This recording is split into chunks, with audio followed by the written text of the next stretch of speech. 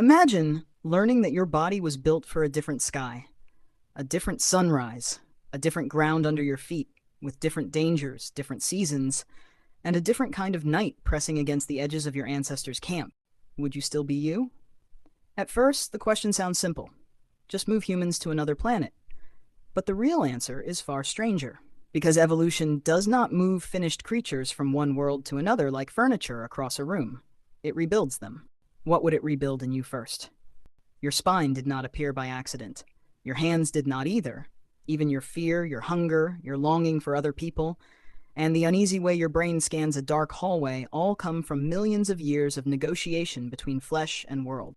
Change the world, and the negotiation changes. So what happens then? If humans had evolved somewhere else in the universe, your face might still be a face.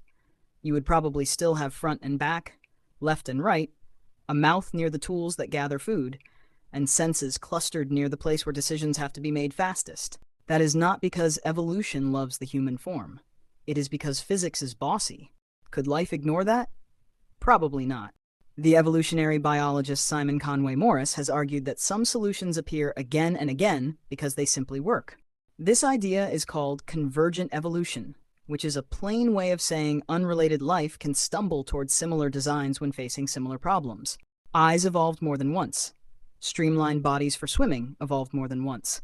Sharp grasping tools, whether claws, beaks, or hands, keep returning because the world rewards them. What if intelligence works that way too? That means your alien body might not be as alien as science fiction likes to imagine. If your ancestors needed to move through landscapes, track food, avoid threats, and manipulate objects, something hand-like would be useful. If they needed to judge distance, some form of forward-facing vision might be useful. If they depended on cooperation, expressive faces, or some other fast social signaling system would be useful. Would that make you basically human? Not even close. The details would change everything. A little more gravity, a little less oxygen, a longer winter, a dimmer star, a more crowded coastline, a world with giant gliding predators instead of stalking cats, and suddenly your bones, lungs, skin, and brain begin to drift in different directions. Evolution does not need a completely different universe to produce a completely different person. It only needs different pressure. How much pressure can a body take before it becomes unrecognizable? Start with gravity. Earth's pull shaped every ancestor you ever had. Your legs are not just for movement. They are pillars answering a constant downward command. On a heavier planet, your body would have to become more compact because tall, narrow creatures are expensive when every costs more and every fall punishes harder. Would elegance survive that? Maybe not. You might have shorter limbs, a broader pelvis, a thicker neck, and denser bones packed like reinforced beams. Your muscles would bunch close to the body. Your heart might need to work harder just to push blood uphill. Even your gestures would change, because flamboyant motion wastes energy in heavy gravity. You would look less like a runner and more like something carved to endure. Now go the other way. On a world with weaker gravity, your body could stretch. Longer limbs would become cheaper. Jumping would matter more. Falling would hurt less. Your skeleton might become lighter and narrower, and movement might look almost theatrical, as if every ancestor had evolved in slow motion. Would that make you graceful? Or fragile? Probably both. The bones that work perfectly on one world become liabilities on another. That is the first strange truth. Your body is not a masterpiece. It is a local solution. Would your brain be local too? Almost certainly. The neuroscientist and anthropologist Robin Dunbar linked human social complexity to the demands of managing relationships in groups. That idea, often called Dunbar's number in its simplified form, points to something important. Your brain is not only for solving abstract puzzles, it is also for surviving other minds. If your ancestors evolved on a world where survival depended less on social alliances and more on solitary precision, your intelligence might feel colder, narrower, and less obsessed with gossip, status, and belonging. Would you still crave company the way you do now? Maybe not. Human loneliness feels personal, it feels modern, but it is ancient machinery. Your ancestors survived by reading faces, remembering favors, sensing exclusion, and staying glued to the group long enough to raise helpless young.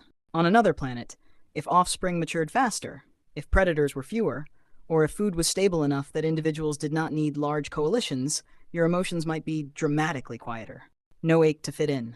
No panic when a room goes silent. No need to be seen. Would that be freedom, or would it be emptiness? What feels like a flaw in you is often an old adaptation still doing its job. Your anxiety is not proof that evolution failed. It is proof that it remembers. If your ancestors evolved under harsher uncertainty, that memory might be louder still. What if your whole species was born on a world where weather could kill without warning? Then your mind might become prediction-obsessed, more than it already is. The neuroscientist Lisa Feldman Barrett describes the brain as a prediction machine, constantly guessing what comes next so the body can prepare before the world arrives in full. On a more volatile planet, natural selection would reward any brain that could detect faint patterns sooner, store more environmental detail, and treat ambiguity as danger. You might call that intelligence. You might also call it paranoia. Imagine a planet circling a red dwarf star. Those stars are common in the galaxy. They are smaller and dimmer than the sun, and many produce violent flares that can blast a planet with radiation if the atmosphere or magnetic field is weak. If your ancestors evolved there, vision might shift toward different wavelengths of light because the daylight itself would be redder and dimmer than the blue-white sunlight Earth life grew under. Would your sunsets even feel like sunsets? Your eyes might become larger, your pupils wider. Colors you treat as vivid might mean almost nothing there, while subtle reds and infrared heat signatures could become rich with information. Skin might thicken or darken, not for beauty, but for shielding. Daily life might cluster underground, in forests, under rock shelves, or inside structures built first to survive radiation and only later to become homes. Your mythology would not begin with open plains and bright skies. It would begin with shelter. That matters more than it sounds. Human thought is not floating above the body. It grows through the body. The anthropologist and evolutionary theorist Stephen Jay Gould once asked what would happen if you could rewind the tape of life and let evolution play again. His point was that history matters, accidents matter, and the road not taken matters. On another world, the tape would not just replay differently. It would start with a different soundtrack. What stories would your nervous system tell then? If your ancestors spent millions of years underwater before moving onto land, your fears might gather around drying out rather than drowning. If they evolved in enormous cave systems, open spaces might trigger terror instead of comfort. If they evolved on endless windy grasslands under 3 moons, darkness might not feel like absence at all. It might feel crowded. What you call natural could become bizarre. Even your food would rewrite you. The primatologist Richard Wrangham argues that cooking transformed human evolution by making food easier to digest and calories easier to extract. That freed energy for a costly organ, your brain. On another planet, if fire were rare, oxygen too low, storms too violent, or edible plants too tough to process, intelligence might have to wait for some other energy shortcut. Could a species become reflective without a kitchen? Yes, but maybe more slowly, maybe differently. Perhaps fermentation would matter more than flame. Perhaps coastal fats, not cooked roots, would fuel neural expansion. Perhaps symbiosis with microbes would do more digestive work outside the body, changing not just diet but culture, because every meal would depend on preserving living chemical partners. Your equivalent of a hearth might be a sealed chamber humming with controlled rot. Then there is childhood. Human children are astonishingly helpless for astonishingly long. That looks inefficient. In evolutionary terms, it is expensive. But it also creates a huge window for learning, bonding, imitation, language, and cultural inheritance. Would another planet allow such a slow beginning? Only if the environment could support it. If danger were intense and constant, your species might mature faster. A faster childhood would likely produce less flexible adults, because long development gives the brain time to tune itself to a complicated social and physical world. If danger were manageable but life required intricate knowledge, long childhood might return as a winning strategy. Not because tenderness is morally superior, because information takes time. What is a child if not evolution buying time to install a world? Language would change too, not just vocabulary. Its physical shape. On a dense, foggy world where visibility is poor, sound might dominate, and vocal communication could become unbelievably nuanced. On a windy world where distance swallows speech, drumming, body color changes, or flashes of bioluminescent skin might carry more weight than words. You might still have language, meaning a system for combining signals into structured meaning, but it might not live mainly in the mouth. Would silence even exist? Human language is tuned to a human body. A tongue, lips, breath, ears, memory, and a social life full of shared attention.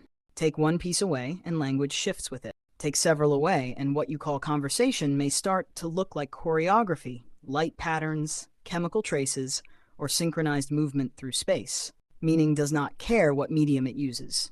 It only cares whether another mind can catch it. Then comes the biggest question. Would intelligence elsewhere produce morality? Would your alien self care about fairness, cruelty, kinship, death? and the invisible rules that let strangers cooperate? Or are those just local Earth quirks? Some of them are probably local, some are probably not. Any species that depends on cooperation faces a brutal problem. How do you stop cheating from destroying trust? That problem appears whenever resources are shared, offspring need protection, or individuals rely on coordinated action. What humans call morality may begin there, not as poetry, but as anti-collapse technology. Would another planet invent guilt? Maybe something like it. Not because guilt is noble, because guilt is useful. It binds future behavior to past damage.